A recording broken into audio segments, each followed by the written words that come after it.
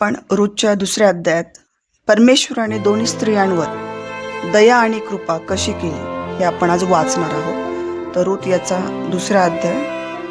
नामीच्या नवऱ्याचा एक नातेवाईक होता. तो अलिमलेख याच्या कुळातला असून मोठा श्रीमान माणूस होता. त्याचे नाव बवाज असे होते. मवाबी रूत नामीस म्हणाली, मला शेतात जाऊ द्या, म्हणजे कोणाची नजर कृपादृष्टी झाल्यास त्याच्या मागून मी धान्याचा सर्व वेचीत जाईन. ती म्हणाली, मुली जा. ती जाऊन शेतात कापणी करणाऱ्यांच्या मागून सर्व वेचू लागली. सुदैवे करून शेताच्या ज्या भागी ती गेली तो अलिमलेखाच्या कुळातल्या बवाजाचा होता. बवाज बेतलहेम गावातून शेतात आला तेव्हा तो कापणी करणाऱ्यास म्हणाला, परमेश्वर तुमच्या समागमे असो. ते त्यास म्हणाले, परमेश्वर तुमचे अभिष्ट करो.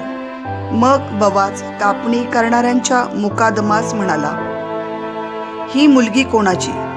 कापणी करणाऱ्यांच्या मुकादमाने म्हटले, नामी बरोबर मवाब देशाहून आलेली ही मवाबी मुलगी होय. ही मला म्हणाली, कृपा करून कापणी करणाऱ्यांच्या मागून पेंढ्यांमधला सर्व मला वेचू द्या.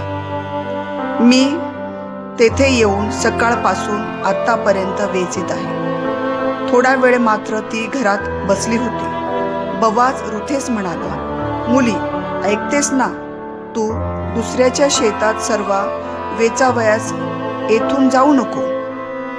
येथेच माझ्या नोकराणी बरोबर राहा. हे ज्या शेताची कापणी करीत आहेत त्याकडे नजर ठेवून त्यांच्या मागून जा. तुला काही त्रास पोचू नये अशी आज्ञा मी या गड्यांस दिली आहे, नाही काय? तुला तहान लागल्यास तू भांड्याकडे जाऊन या गड्यांनी भरून ठेविलेले पाणी पी. तेव्हा ती त्यास दंडवत घालून म्हणाली, मज परक्या स्त्रीवर आपण कृपादृष्टी करून माझा समाचार घेतला, याचे काय कारण बरे?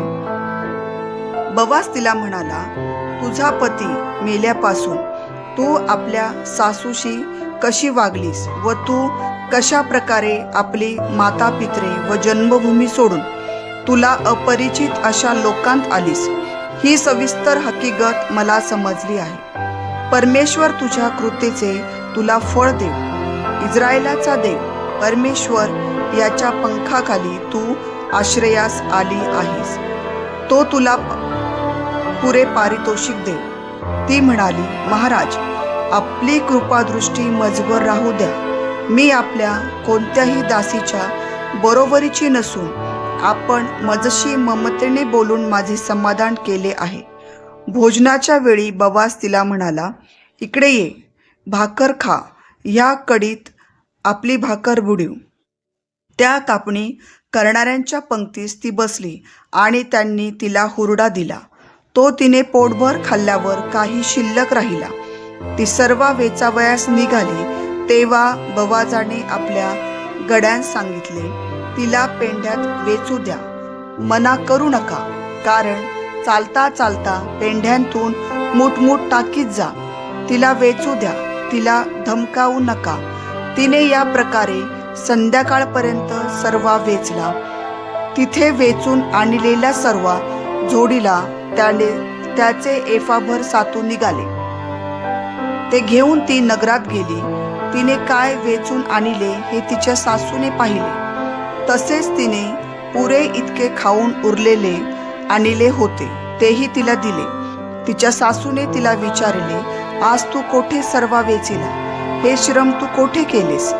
ज्याने तुझा समाचार घेतला त्याचे कल्याण हो.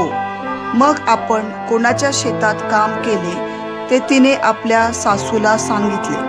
ती म्हणाली, ज्या माणसाच्या शेतात आज मी काम केले त्याचे नाव बवाज. नामी आपल्या सुनेस म्हणाली, ज्या परमेश्वराने जिवंतांवर व मृतांवरही आपली दया करावयाचे सोडिले नाही, तो त्याचे कल्याण करो.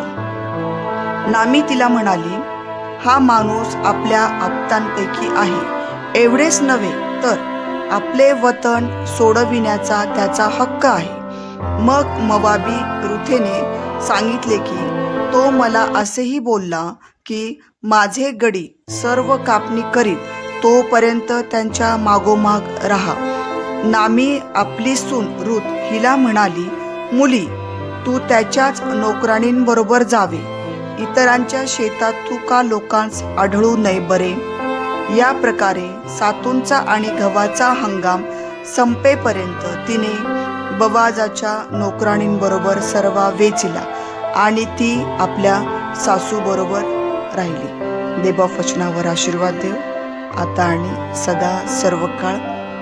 आणि ज्याप्रमाणे आपण रूथ याचा दुसरा अध्याय त्याच्यामध्ये वचन 20 पाहत आहोत आणि त्याच्यामध्ये नामी आपल्या सुनेस म्हणाली, ज्या परमेश्वराने जिवंतांवर व मृतांवर दया केली आणि आपली दया करावयाचे सोडिले नाही, तो त्याचे कल्याण करो. हाच आशीर्वाद देवबाप आपल्याला देखील देव. आमेन.